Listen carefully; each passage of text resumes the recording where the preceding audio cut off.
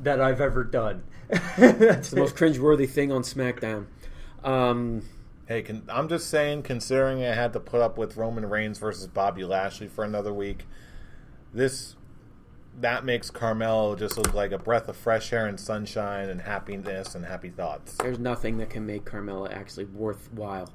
Not even. I think she's worthwhile. Yeah, and that just makes you sad. Actually, I think it makes me quite happy. All right, well, it makes me sad because you think trash like that is actually worth caring about.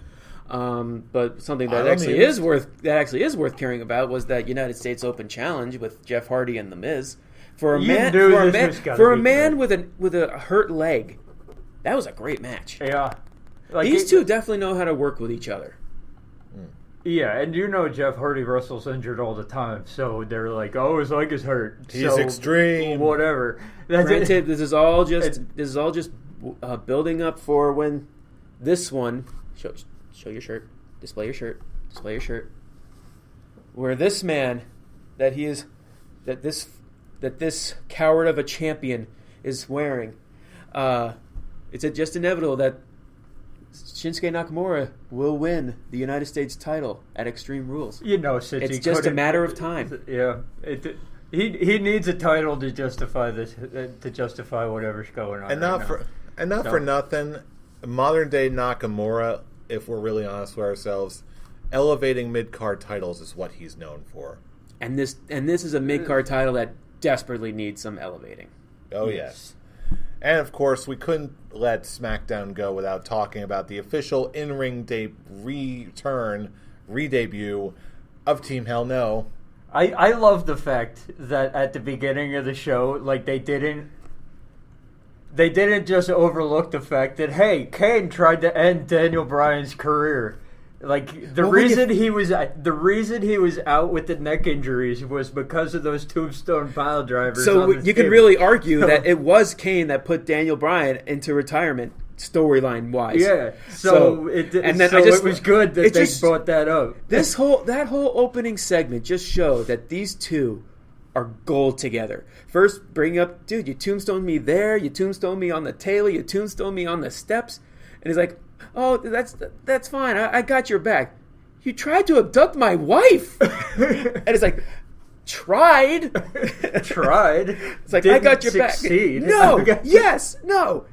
And then the Usos come out. Yeah. And they're like, oh, all you got to do is hug to get a title shot? Hug me 3 times. It's like, here. Now we got 3 shots. First they do 1 hug. And then they're like, let's do 3 more. 1, 2. Now we got 4 title shots. And I'm like, wow, this is perfect. This is just a great introduction. And then Paige comes in and screws up.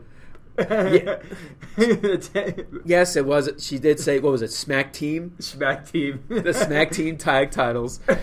She fixed herself when she actually said that if the Usos win, she actually fixed that little mix up.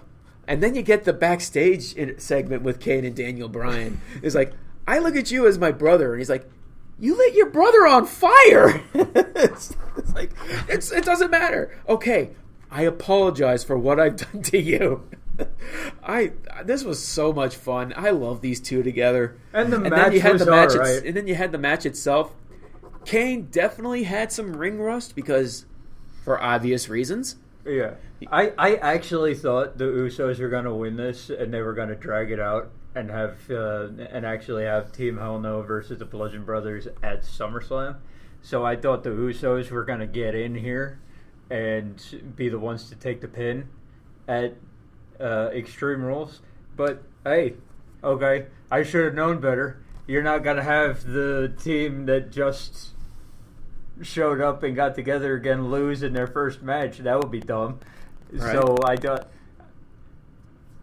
So, yeah, Team Hell No won. The match was alright. The skits and promos leading up to it were fantastic. So, yeah... all in all, pretty good stuff. When it comes to building for Extreme Rules, I'm more looking forward to the SmackDown matches.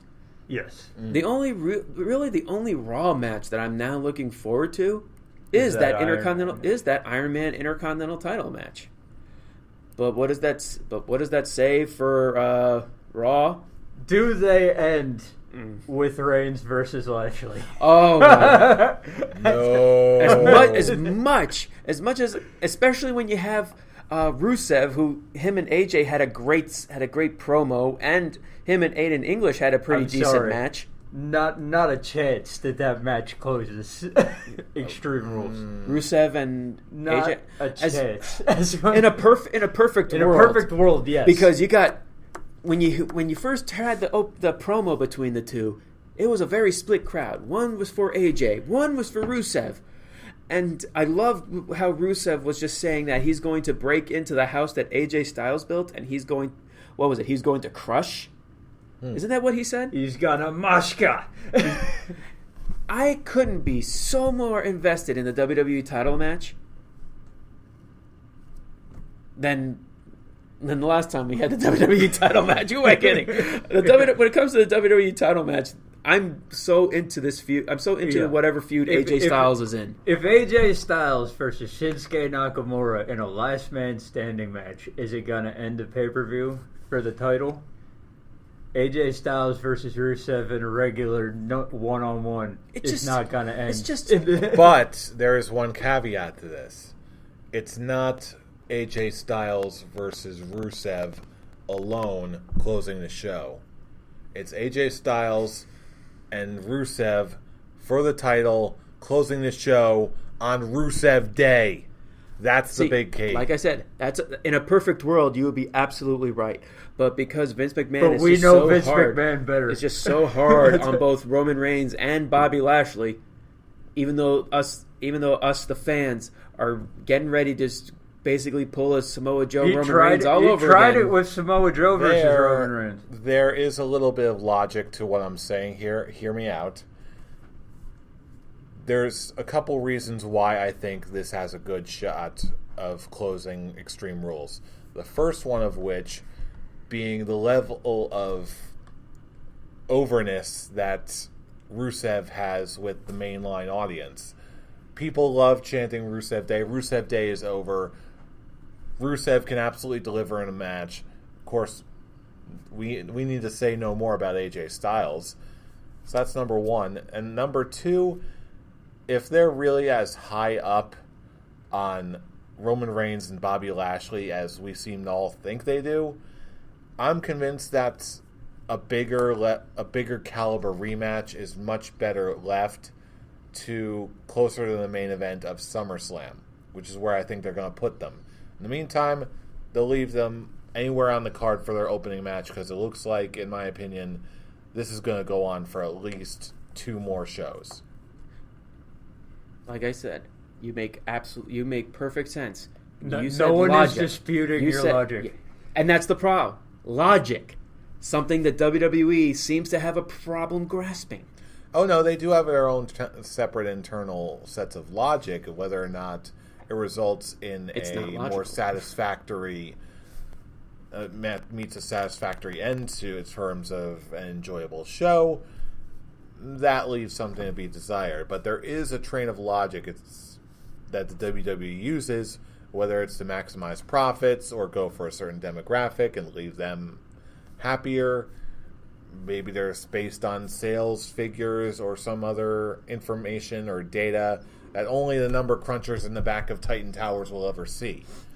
But there is still a bit of logic to this. It's just a matter of which stream of logic are they going with this. If only I had your confidence in that. Hey. Well, you apparently... Ask any business person. There's always a stream of logic to any decision that are made.